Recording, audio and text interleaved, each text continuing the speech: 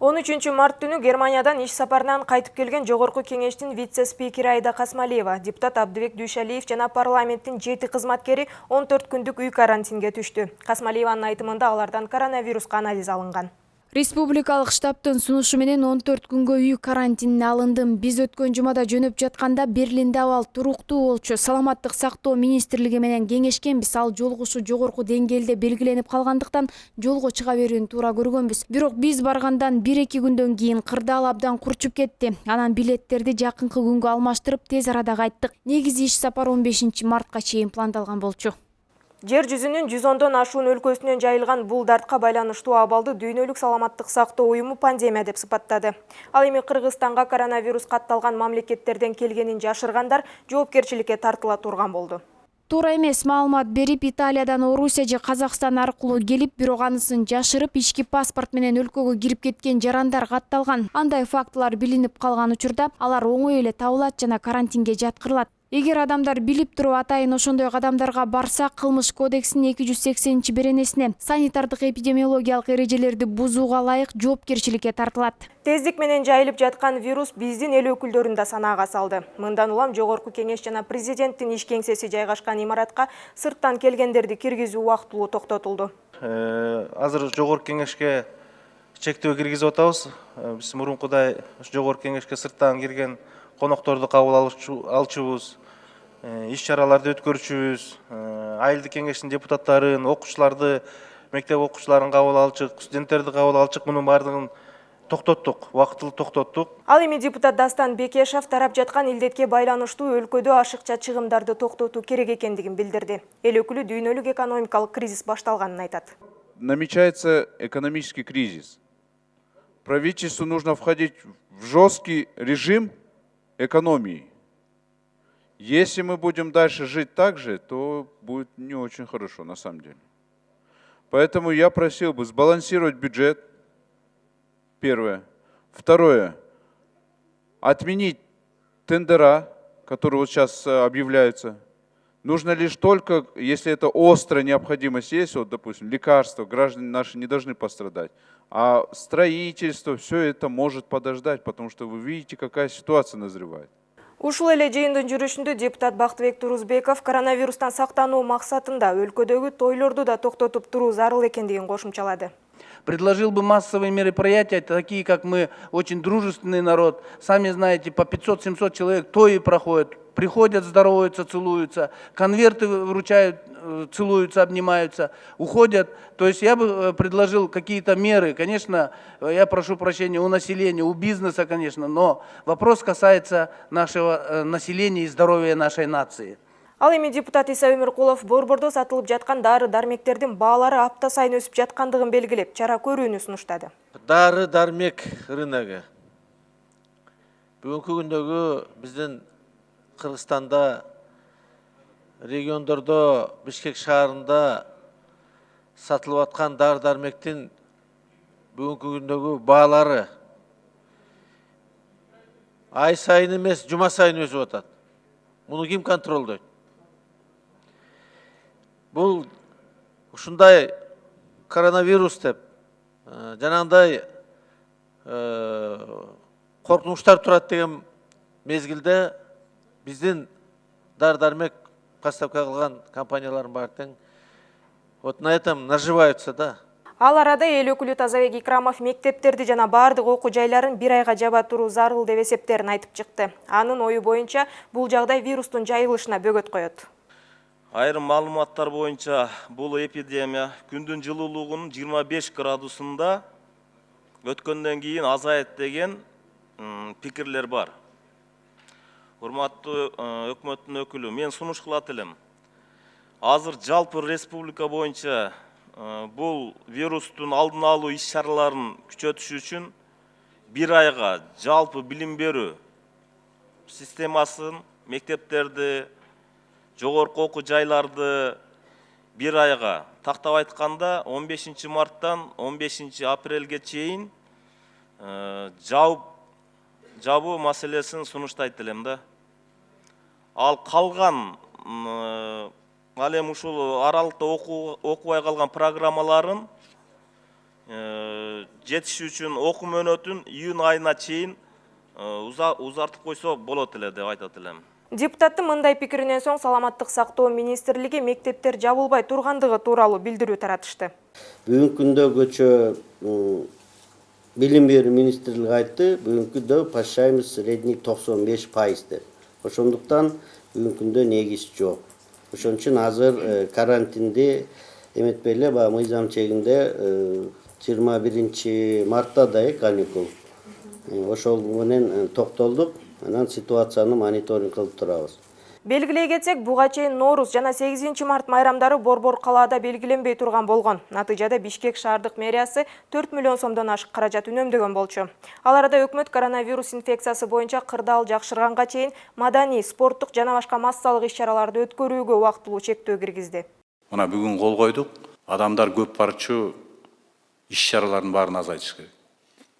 Ресторандарда тамак берүү, той берүү, ушулардын баарын мен ойлойм, биздин жарандарыбыз дагы ушул өкмөттүк комиссия жүргүзүп аткан иш-чараны колдоп, алар дагы ошондой көп чогула турган, элдер көп бара турган иш-чаранын санын кыскартышыбыз керек. Жалпы саясат жүрүп аткандан кийин муну да колдобосок болбойт. Экономикада зыян болуп калышы мүмкүн, акча каражаты бюджетке түшпөй калышы мүмкүн. Но эң биринчи биздики бул жарандардын ден соолугу, аманчылыгы. Жарандарыбыз аман болсо, элибиз тынч болсо, акча каражаты, бюджетке акча каражаттар табылат. Жогорку кеңештин жыйынында депутат Исхак Пирматов өкмөттүн коронавируска каршы көрүп жаткан чаралары эффективдүү эмес деген пикирин айтты. Өкмөттүн токтомуна ылайык 100 адамдан ашык топтолгон жерлерге, мисалы үчүн ар кандай маданий иш-чаралардын бардыгын биз ат менен жасадык. Бардык спорт иш-чаралардын бардыгын 100дөн ашыкча адам топтолбосун деген ушундай көрүнүштө бардыгын ат менен жасап атабыз дагы. Биздин эмне бул кандай жөн эле ушундай көргөзмө катарындабы? Бүгүнкү күндө бардык жерде болуп аткан тойлордо эмне 100дөн аз адам болуп атабы? Же бүгүнкү соода түйүндөрүндө 100 адамдан аз болуп атабы? Кыргызстанда учурда 14 күндүк обсервацияга алынган 303 жаран бар. 181 адам өзү жашаган жеринде медициналык көзөмөлдө турат. 1545 адамдан коронавируска каршы тест алынып, бардыгы терс деген жыйынтык көрсөткөн. Бүгүнкү күндө Кытайдан чыккан коронавирус дүйнөнүн 110дон ашуун өлкөсүнө тарап, дээрлик 130 миңге жакын адамга жуккандыгы маалым болду. Илдеттен каза болгондордун саны 5 миңге чукулдап, ал эми айыккандардын саны 60 миңге жакындады. Бул аптада Бишкекте 8 март аялдардын эл аралык тилектештик күнүндө жүрүш ишке ашкан жок. Анда калпак кийген, бет капчан белгисиз кишилер келип, уюштуруучулардын баракчаларын айырып, чыр чыгарып үзгүлтүккө учуратты.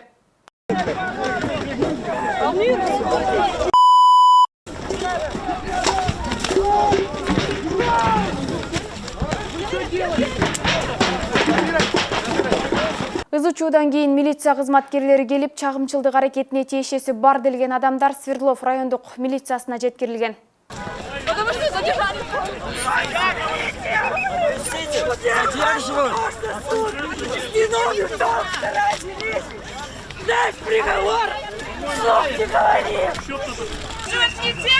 Не тех, кто в масках на нас напали, а задержит нас! Мындай көрүнүш кыргыз коомчулугунда кызуу талкууга жол ачып, интернетте акциянын уюштуруучуларынын жанага каршы чыккандарды колдогондор болуп, экиге бөлүнүп кайым айтышуу болду.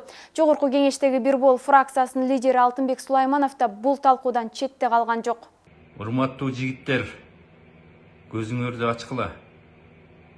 Жасаган иштериңер такыр туура эмес. Жигит деген, мырза деген, эркек деген андай болбойт. Алсыздарга кол көтөрүү, назиктерге кол көтөрүү бул алсыздык. Жигит деп айтыштан, кыргыздын мырзасы деп айтыштан мен ошолорго оозум барбайт. Ал жигиттер, алсыздар, кыйын болсоңор, бетиңерде бет капты чечип келгиле. Сүйлөшөлү. Калпакчандарды 40 чоронун өкүлдөрү болушу мүмкүн экенин айткандар болду. Аталган бирикменин жетекчиси Замир Көчөрбаев өз уюмунун мүчөлөрүнө айып салынганын ырастап, ошол эле учурда белгисиз адамдардын аларга тиешеси жок экенин Говори ТВнын Майдан программасында билдирди. ошол айып пулду мен ала келдим, жанымда турат. Биз ошол күнү 8 мартта келсек, ал жерде биз эч кандай бир акцияларды көрө алган жокпуз. Тескерисинче ошо милиция кызматкерлери, ошол феминисттик топторду, акциянын катышуучуларын автобуска салып аткан учурда келдик да. Ошол учурда ошол жерде болуп калганыбызга байланыштуу бизди дагы салып кетишкен. Бизди дагы көтөрбөй эле өзүңөр жабырлануучу болдуңар. Биз дагы эле ошол феминистик топтор сыяктуу эле бизди да алып барышып, ошол жерге бизге дагы 5 мүчөбүзгө протокол толтуруп, ошол түшүнүк кат жаздыртып, анан 3000 сомдон айып пул салды. Бирок жанагы калпак кийип, маскачандарды биз кийин гана уктук, жана кийин ошо видеолордон көрүп атабыз да. Анын арасында чоронун өкүлдөрү жок. Андан көп узабай 10 мартта Бишкекте 8 марттагы аялдардын жүрүшүндөгү окуяга наразы болгон жүздөгөн жаран акцияга чыкты. Алар бийликтен баш мыйзамдагы жарандар укугун сактоого, 8 марттагы тынч акциянын катышуучуларына чабуул жасагандарды жазалоону талап кылышты. Мы за правовое государство! Мы за правовое государство! Мирный митинг – мое право, если меня не слышит власть! Экс-президент Роза Тумбаева баш болгон белгилүү укук коргоочулар, активисттер катышкан иш-чарада ички иштер министринин кызматтан алуу талабы дагы айтылды. Мен оюмча мына ички иштер министри кетиш керек кызматтан. Мына ушундай дүйнөлүк прессанын баарын эң эле биринчи барактарына чыгып, авиристи кетирип, мына чакадай кылып баарын төктү. Biz 10 жылдап ушундай Кыргызстандын демократиялык имиджин чогултабыз деп, биз да канча митингге чыкканбыз, канча мындай обончуларга каршы турганбыз, канча мамтип сары гүлдөрдү көтөрүп жүргөнбүз. Анан кийин эле бир күнү болсо мамтип каралаганды Кыргызстанды, биз ошого жол бербейбиз деп, мен ойлойм бүгүн көбүрөөк эл келсе туура болот эле, мындан да көп келсе болот эле. Анан коркпош керек, обончулардан эч кимден коркпош керек. Булар дайыма болгон боло берет, булар да биздин коомдо бар экен. Митингдин алдында премьер-министр Мухамбеткалый Абылгазиев ички иштер министрлигинин жетекчисине акция учурунда эч кандай чатакка жол бербөө тапшырмасын койгондуктанбы акцияга милиция көз салып турду.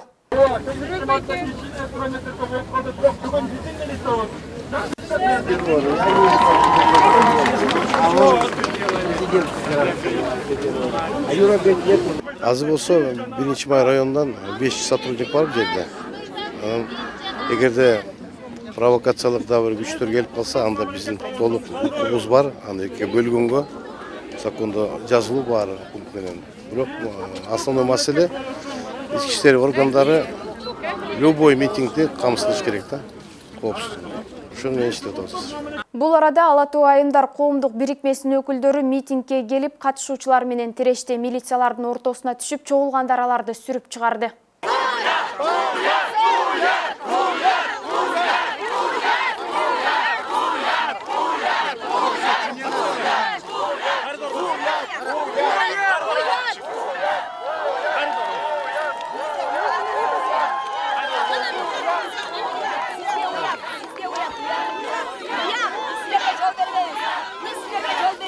Biz bugün жөн эле көрүүчү катары, угуучу катары 8 мартта биздин бүт кыргыз айымдарын дүйнө элине уят кылгандык үчүн биз келдик. Келбегенге болбойт болчу. Биз эгерде аялдарыбыз чыгам дегенен биз алар токтоттук. Себеби провокация болуп кетпесин деп. Мына кече өзүңөр көргөндөй бир жерде провокация болуп кетти деп булар дагы шылтоодо айтып чыгышты. Бүгүн да ошондой провокация болуп кетпесин деп биз өзүбүз келип отурабыз. Мындай да уялгыла. Кыргыз элине тынчтык керек. Биздин баалуулуктарыбыз кайда калып атат? Биз баалуулуктарды жоготкону жол бербейбиз. Дүйнө элине аялзат дүйнөнү сактайт деген чакырыктын астында Ала Тоо айымдары кыргыз эл эмес, дүйнө элин ынтымакка, тынчтыкка чакырып атабыз. Дээрлик бир жумадан бери бүтпөй жаткан Бишкектеги феминисттердин маршы тууралуу талкуу парламентке жетти. Анда бир катар депутаттар 8 марттагы жүрүштү кескин сындашты. Чай койбайм дегендей мындай деп атышат да. Биз мисалы мен өзүм жөнүндө айтып кетейин. Мен кыргыздын келинимин. Мен илгертен бери мен ошо келин болгондон баштап ошо чай коюп эле аман эсен жүрөм. Эч мындай негативдүү мындай моменттер болбойт. Анан биздин жана теңдөө аялдар менен эркектерди теңдөө максаты менен деп атышпайбы. Мисалы мындай бир сөздөрдү айтып кетейин. Бизде ошол эле прокуратуранын жетекчилери эки жолу айымдар болушту да. Ошо Индира Жолдубаева жана Аида Салянова. Жогорку соттун төрайымы дагы аял киши. Ал эми депутат Тазабек Икрамов жүрүштөгү ички иштер министри Кашкар Жунушалиевдин отставкасын талап кылуу туура эмес экенин айтат. Туура эмес көрүнүш болду да. Негизи укук коргоо органдары бул маселени сөз түрдө аягына чыгып, ошол күнү аял кишилерге кол салгандарды, күч колдонгон адамдарды сөз түрдө жоопко тартат деген ишеним бар. Сөз түрдө тартыш керек дейт элем. Анан негизинен көтөрүп аткан ошол жердеги биздин милиционерлердин же болбосо бүгүнкү күнү министрдин жумуштан кетүү деген талаптарды туура эмес деп айтып келем. Талаш тартыштын жыйынтыгында Бишкек шаардык соту 1-июлга чейин Борбордун 3 райондо митинг өткөрүүгө тыюу салган райондук соттордун чечимин жокко чыгарды. Мунун алдында башкы прокуратура узак убакытка чейин мамлекеттик эмес бардык иш-чараларды өткөрүүгө салынган чектөө мыйзамсыз экенин билдирген.